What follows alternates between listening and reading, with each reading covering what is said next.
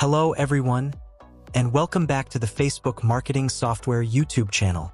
Today, I'll help you solve the issue of low engagement on your page posts or personal profile posts using the MKT Care software. To use this feature, you'll need some secondary Facebook accounts for interacting with and commenting on posts.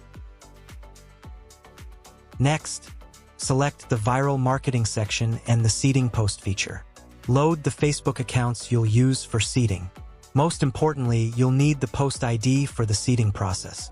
You can choose any post you want to seed, but don't forget to copy the link and convert it to a UID.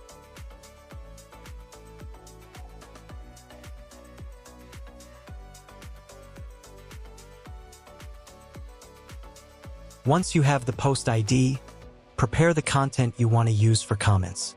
Specifically, you can convert text-based content into images to avoid being flagged as spam.